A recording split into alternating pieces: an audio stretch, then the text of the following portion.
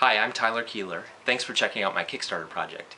I'm a paleo artist and I work at the University of Chicago in the fossil laboratory, but I'm doing a personal project now through Kickstarter to create the most realistic reconstruction of a dinosaur called Dryptosaurus that's ever been attempted.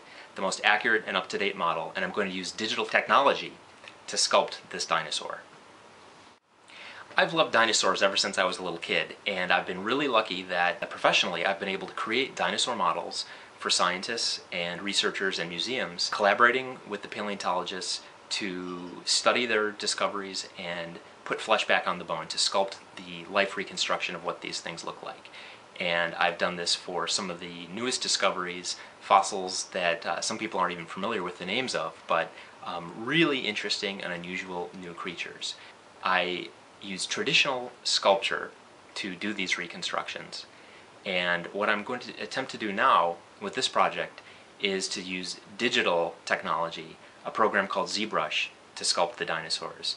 What this will allow me to do is to go beyond just the heads and the busts that I've typically done and actually do a full body of a reconstruction. In the computer program, I am not limited by size or scale at all, and I'll have complete control, as if I'm using clay, to sculpt in every detail. Then once I have this digital file, that can be used on its own as an animation or a still in a video presentation or as a slide.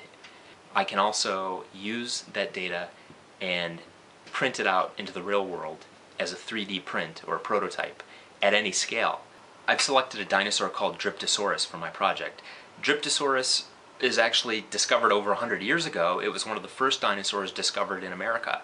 So unlike my recent sculptures, which are the newest discoveries, Dryptosaurus will be one of the earliest American discoveries. It was found in New Jersey, but very little of the specimen is known, so it's a little bit of a mystery as to what it really looked like. And so it's a really interesting specimen, and there's a lot of room for artistic interpretation, and yet using one of the latest scientific studies on it, I will have some great new data to really frame this sculpture and make it as accurate as could possibly be done. I actually did a head, full-size, life-size sculpture of the head of Dryptosaurus for a museum in Wakanda, Illinois, the Lake County Discovery Museum. And that really got me interested in this specimen. I created this head using whatever information I could find about Dryptosaurus. Since that time, a new detailed study of all of the available bones of Dryptosaurus has come out. And while we still don't know everything about this dinosaur, there's enough to give me some really good information to build upon. And I'm going to be collaborating with paleontologist Steve Bersati, who wrote this new study on Dryptosaurus. He's going to be reviewing my work and giving me some critical feedback, so I'll know that I have an expert eye looking at my work as I go along. Right now I'm using a program called Sculptress, which is kind of like the beginning version of ZBrush, the program that I'd like to use to create Dryptosaurus. I'm also using a mouse and a trackpad to do this digital sculpture, and a digital artist described using a mouse and trackpad as a little bit like sculpting with mittens. It's just very, very difficult. So part of this project will be to upgrade my digital workstation and get the tools to really allow me to do the detailed work that I need to do to make Dryptosaurus really fleshed out and alive. So I'll be getting a graphic tablet and pen and a dedicated laptop that can really handle the program and not slow me down, so I'll be able to work efficiently. I've already begun taking ZBrush classes.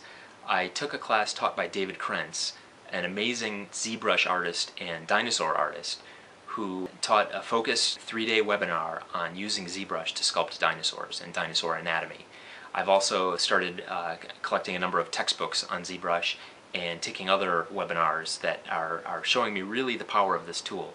So although I am not yet up to speed on the program, I feel like I'm really getting immersed into it, and Dryptosaurus will be my real test case on transitioning from traditional sculpture to digital sculpture.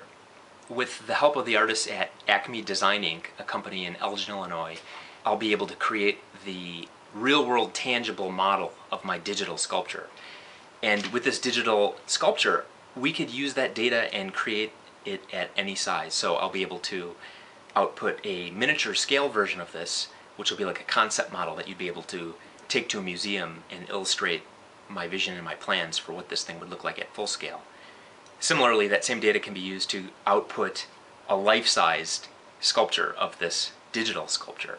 They've got these machines that use resin and or foam and carving tools, and it's really an amazing new technology, and it kind of frees up the part of the process that I've done in my traditional work, which involves sculpture, molding, casting, using lots of resins and chemicals, respirators, dust mask, rubber gloves, goggles, and kind of eliminates a lot of the time-consuming and sometimes hazardous work in that regard.